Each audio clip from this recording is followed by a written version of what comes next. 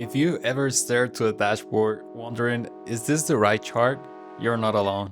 Choosing the wrong visualization can confuse your audience, bury your message, and waste data. In this video, I'll show you how to pick the right chart for your dashboard. And yes, we'll cover every visualization in Looker Studio so you won't have to guess again. Before you choose a chart in Looker Studio, you need to consider first three things: who your audience is, what questions you're trying to answer, and whether you have the right data.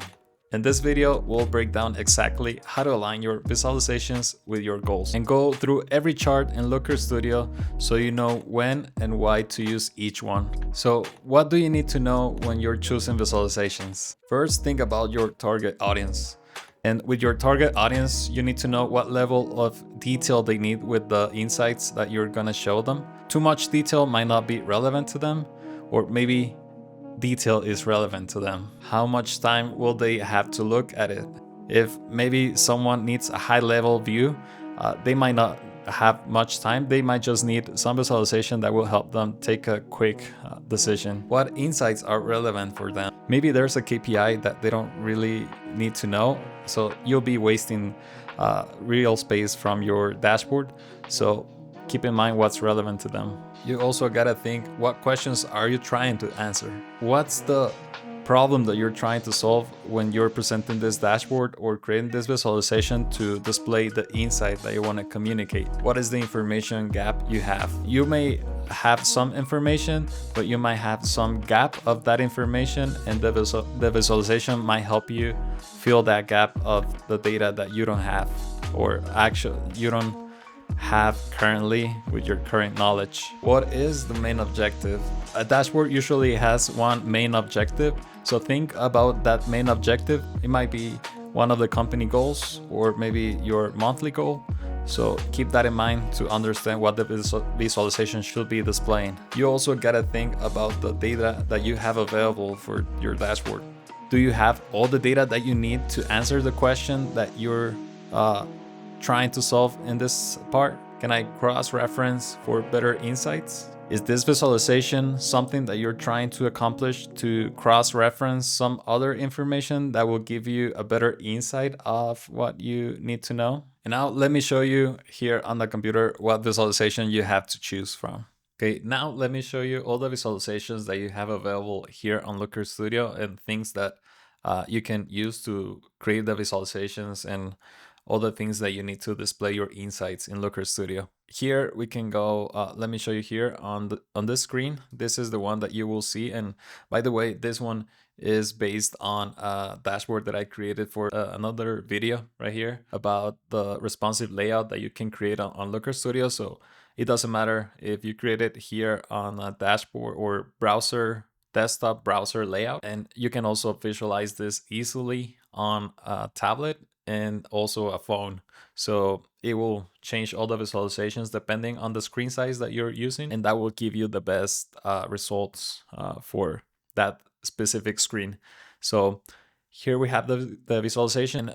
We can start here on the any visualization that you're gonna start using, you can insert it here, and then you have all this visualization here for you to select. But also you also have here the controls for the filters for all the results that you can see here on the dashboard. If you already selected a visualization and it's already here on the dashboard, you can click on it and then go here to chart types. Scroll down here and you will see all the visualizations that you have available for this one. So this is the table visualization, and this is the first one that I want to show you here. And this one might not really look visualization at all or graph, but it actually gives you the details of the data source that you're using the data for this dashboard. The reason you might need to use this one is because you can display the data as it comes. So you can display the raw data here, or you can select all the fields that you have from your data source here.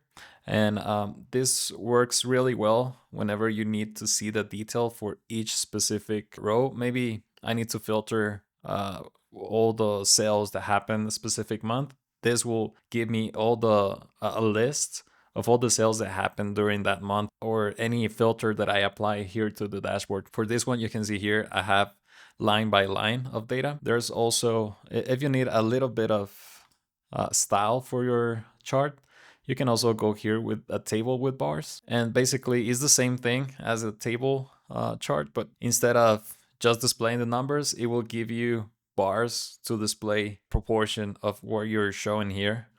So you can compare one line to the next one. This one is actually comparing the quantity for each one of these rows.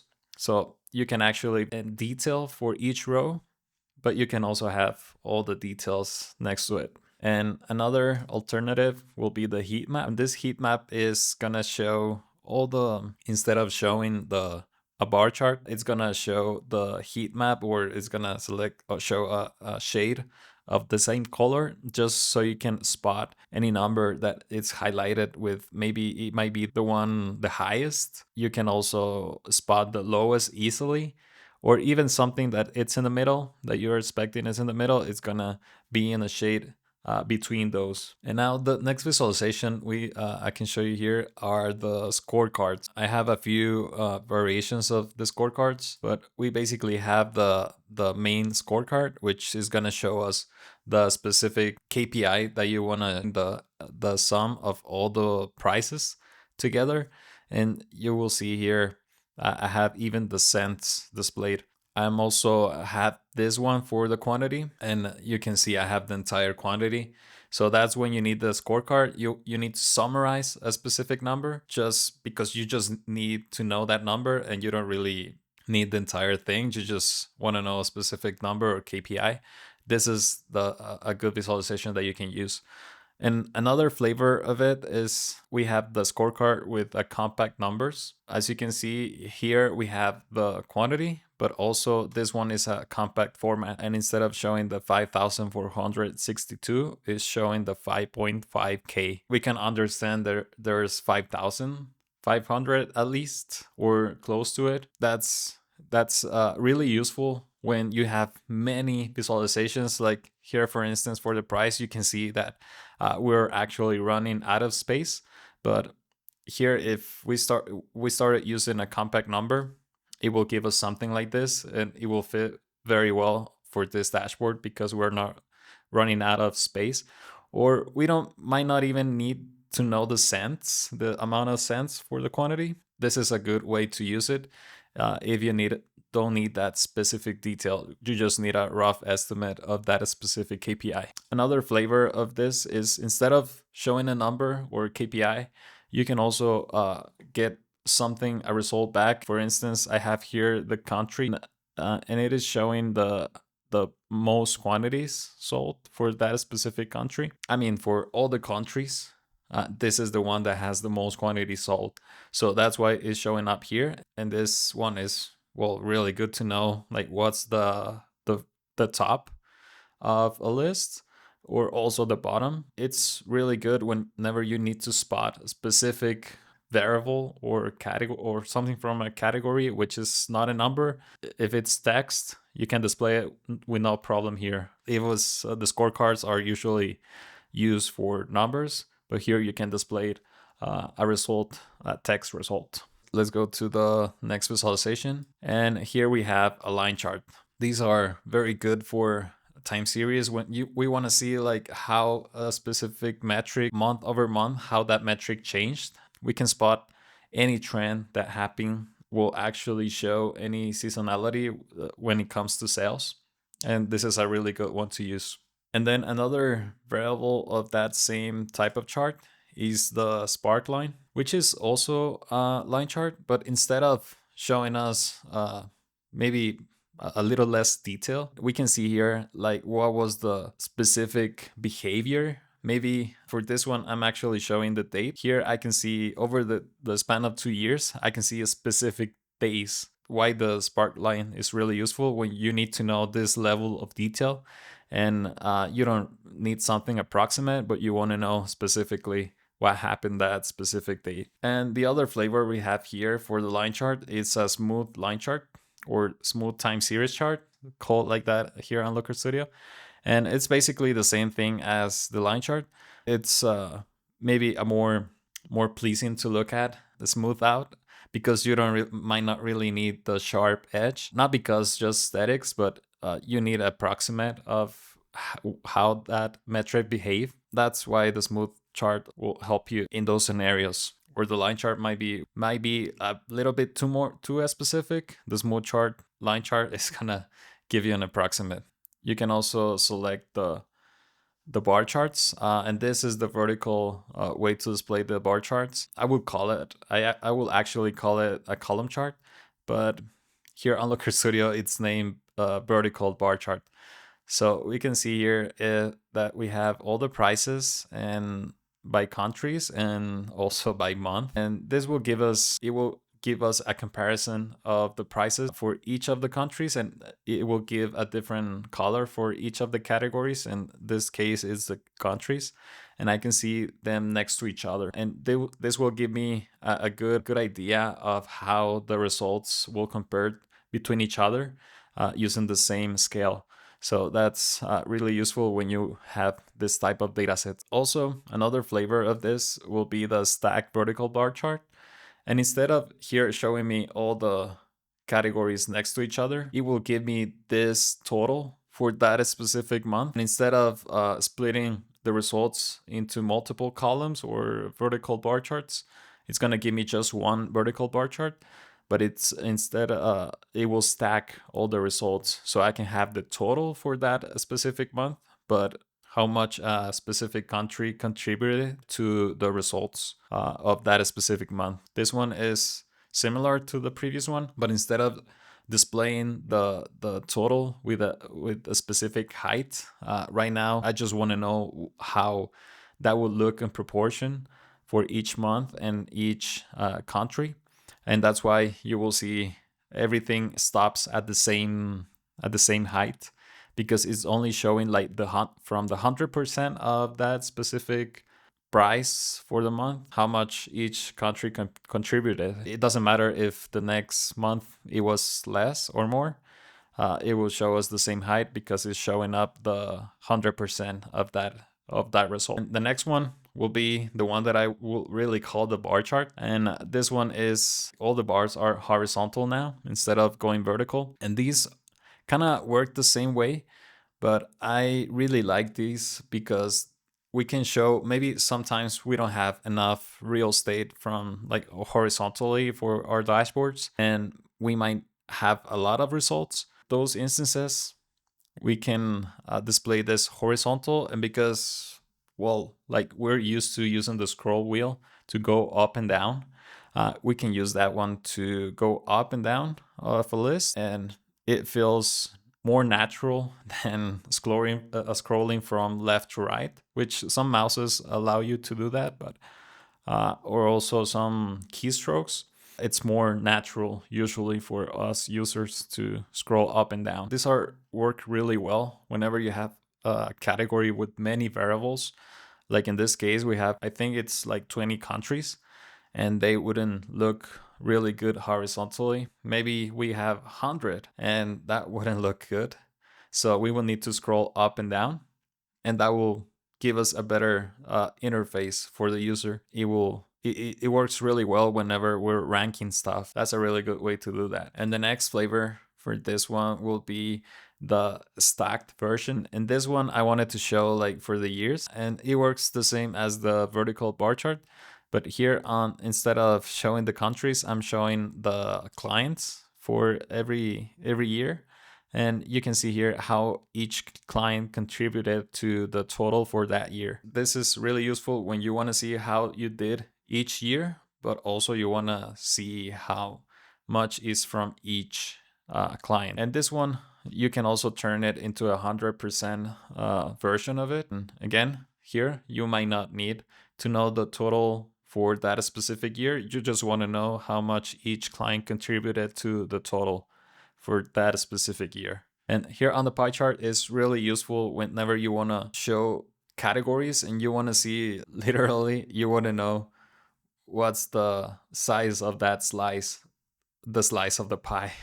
So it will give you a visual representation of that, and it's really useful mostly whenever you have less than 10 categories. More than that, I will show you another visualization that worked really, really well with that. Or you can even do a bar chart, which will work better than like cramming together way too many categories here. And another flavor of this one will be the donut chart. It's the same thing as the pie chart. I usually like it because it's more aesthetically pleasing than the pie chart. And maybe we're more used to the pie chart. This one might look more, maybe more modern. But I usually like to add a KPI in the center of it. And I really like it whenever the design allows it. What sets Looker Studio apart from other BI tools? And I think Looker Studio is something where visualizations are fairly easy to accomplish. In other BI software, it is somewhat difficult to get maybe a donut chart in Tableau. Whenever you want to create a donut chart, you need to know a set of steps to create a donut chart, and this is something that is really easy to accomplish here on Looker Studio. And there are so many other visualizations that are like ready to go, and you create the visualization, and then that same visualization will tell you what information it needs. It is usually clear what data it needs to display properly. And often whenever you create a visualization and place it on the dashboard, you can filter other visualization graphs or charts intuitively. Whenever you click on another visualization, it gives you a level of interactivity where it will cross filter the results based on something that you click. And this is something that is by default on the dashboard, so it's really easy to create interaction here on Looker Studio. It is easy to integrate with other Google software. And of course, Looker Studio is a platform that belongs to Google. Any other software from Google, it's easy to integrate here on Looker. So if you have maybe the most basic, which is Google Sheets, it's very easy. But also if you are on the database side and you have all your data sets on BigQuery, it is also very easy to integrate with Looker Studio. Let's keep on going here with the visualizations. And the next one I wanted to show you is the Google Map chart. Google Maps. Yeah, I think it's called Google Maps. Let's check actually here. Yeah, it's named Google Maps. For this one, this is really good whenever you have a data set that can leverage all the functions that Google Maps has. And you can leverage that technology here with your data if you capture location data. So here for this one, we have the bubble map. And this one is actually going to show us bubble and where it is located on the map. For this one, I'm using the country. So it's looking for a specific point of the country. But you can also have zip codes if you need something more specific direction. Or basically, if you use any direction that Google Maps recognizes, you can also have a field like that. And you can really spot it on the map if you really need that specific detail. But for this bubble map, all the bubbles will actually have the size depending on the metric that you want to display here. You can see some bubbles are bigger than the others, and this is because the metric is bigger on that specific country next to the other ones that are not that as big. That's the reason why some of them are like that. And this one is very useful. I've seen it. It works really well for marketing campaigns where you actually have the locations specifically for social media. Something like that can really work because you know where your ad spend will be better used, because you can actually spot that most of your audience or maybe your sales are happening there.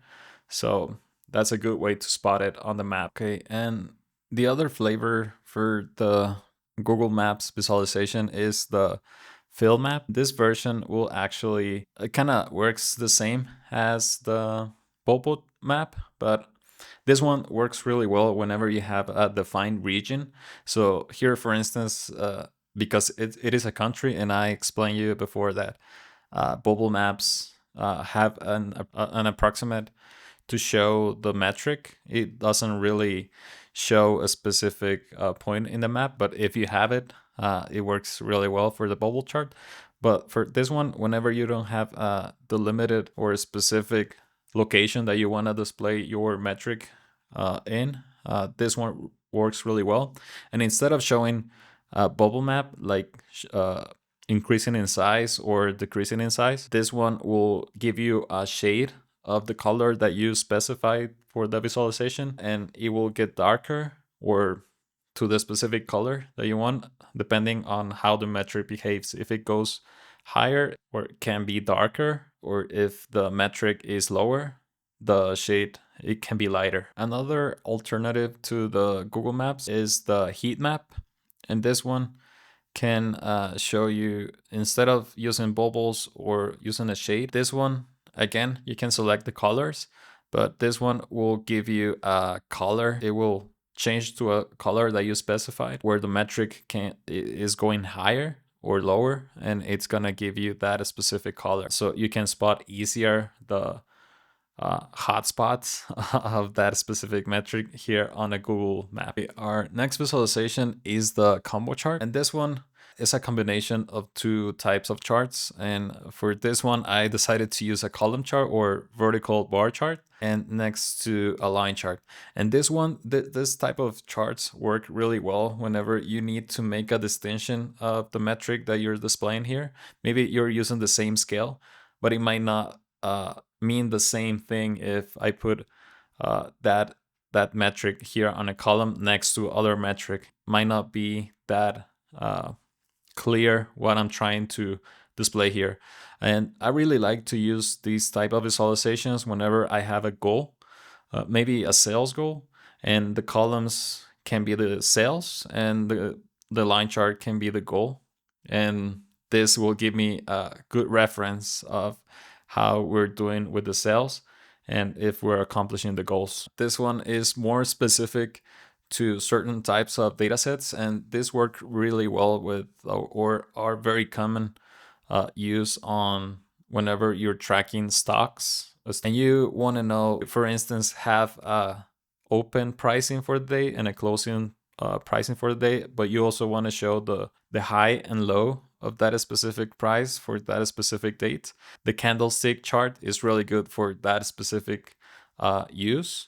This one is a little bit more specialized for whenever you have stock market type of data set. If you've seen any stock pricing dashboard, you most likely have seen this type of visualization. And just like the candlestick visualization, you might also have seen the waterfall visualizations or waterfall chart. And these ones are useful whenever you're keeping track of a metric and you want to see how that metric has behaved over time. And again, this one is very common whenever you're keeping track of stock pricing. Usually it will default to a green whenever that stock went up from the previous date or month. It depends on the amount of detail that you have for your dataset. But here it will default to red if it went down, or green if it went up. You can also select on Looker Studio the colors that you want. That's basically how it works. Our next visualization is kind of like the line chart, but it's called the area chart. And basically is the line chart, but then under it, it has it has a shade under it. Basically, this will give you good visual representation, so you can keep track of how that specific metric worked. This one is already chaotic, but imagine it's only the line charts. This one will be really difficult to keep track of. But instead, having the colors, I can see, for instance, here, I can see the pink. This one I can keep track of here because I can see the shade of the pink. Yeah, that's how I can keep track of it. But also another flavor of it, and I think this one is more common, is the stacked area chart. And then this one is another variation of the area chart, and I think this one is more common to see if you ever seen this type of graph. And the idea here is that it is the same thing as the area chart, but instead of overlapping all the metrics or the categories or variables, they are stacked. So you can see the the total amount for maybe here we have the overtime type of area chart. So you can see month by month, but you can see how that is stacked to each other. So this will give you the total amount for that specific month, but also the area chart allows you to actually see how much each of those contributed. And again, much like the last one, here is the 100% area chart.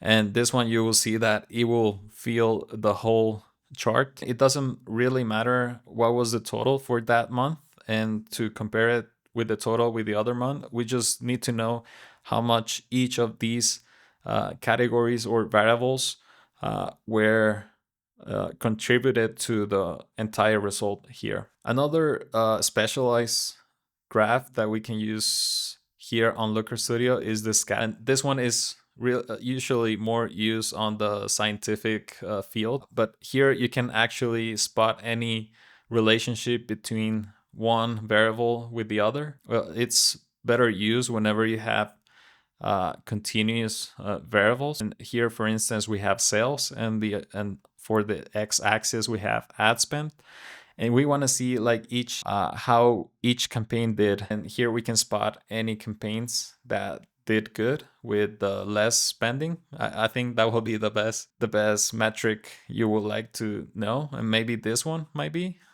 I might be wrong, but this one is really useful for that type of stuff. And you can also use bubble charts, which is also Scatterplot. Same thing here. You can use on the y-axis, we have the sales, and on the x-axis, I have ad spend. Each bubble will represent where that campaign went, but it is also showing me how big is another variable. So I can keep track of three variables using this one. And yeah, this will give you a good idea of any outliers that you can find here. Here's the tree map visualization. And for this one, it is kind of much like the pie chart. But here, whenever this is really useful whenever you have more categories than what I said before. Maybe you have 20, you have 30. This one actually accommodates way better than using a donut chart or a pie chart. And it is shown here like more squared visualization, but you can actually see more categories, and you can also like compare the size of the metric based on the value of your metric. And this is another visualization that it's really interesting to look at. And this is the Sankey chart. And this one is a little bit more specialized again. Your dataset should be actually built to display this kind of stuff. So the idea here is one of the categories you would like to know what was the distribution with this result with another category. And here, for instance, we have website traffic, and we can see that all the users that went to that website, where did they go? Here, for instance, some of them went to the landing page, and some people that went to the landing page, they stopped there, but some of them also went to the product page. And from the product page, some of them went to the checkout, some of them went to support, and so on. Maybe they went directly to support. So this one is really useful whenever you want to see the distribution of two categories and how a specific metric, and here that there are users for the metric, but it can be something else. The thing here is that it's really useful when you want to see how something was distributed like from different categories. And it's also very pretty to look at. It's just you need to know how to read it. The next visualization I wanted to show you is the timeline. This one is also called the Gant chart. And this one is really useful whenever you have projects and you have different tasks or steps where you actually know the start date or the date you're planning something and the end date. That's why the timeline chart will give you a good visual representation of what steps need to happen a specific date. It can also help you spot what task needs to be done before the other one. Yeah, that's really useful, and it's very common for project management or project planning. Another chart that it's very easy to recreate here on Looker Studio is the gauge. Here I have two examples of the gauges that you can create here on Looker Studio. And basically you can set a good representation of a goal that you want to accomplish. You can give it a specific target, or it can be a target set for from a different metric.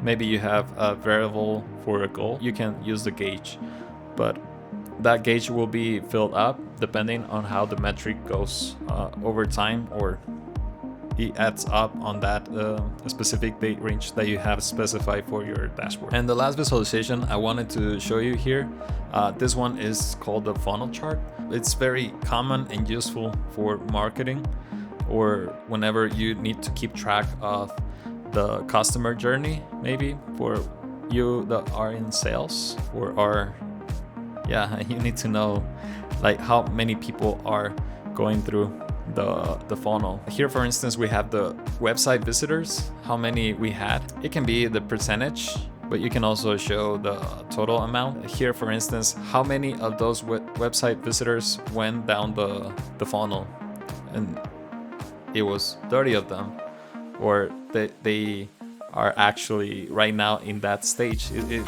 doesn't matter. It doesn't really mean that how many went in, but it can show how many are in that specific part of the project or the funnel. This all depends on your data set, but this is actually really useful when you want to see the proportion of how many people are in your sales funnel, for instance, or if you have another type of process where you need to keep track of what's the proportion of the users or the tickets that are in specific stage of that specific process. This one will work really well for that. There are also different flavors for the funnel chart, and maybe you don't like the steps on the funnel chart, you can also smooth them out, kind of like this, if that's something that I actually find more pleasing to look at. But you can also do an inverted triangle, which is not actually showing the size, is not actually displaying the amount of users, but instead it's just giving us the idea of the funnel. And yeah, those are the visualizations that you can create very easily here on Looker Studio. Now that you know how to choose the right chart for the right purpose, the next step is actually building your dashboard. I've got a step-by-step video that walks you through how to create a dashboard from scratch in Looker Studio. Click on the video so you can watch that now. And if you're curious how well your current data system is, take the quick quiz I built. It reveals your data maturity level and gives you simple, personalized steps to improve. The link is in the description.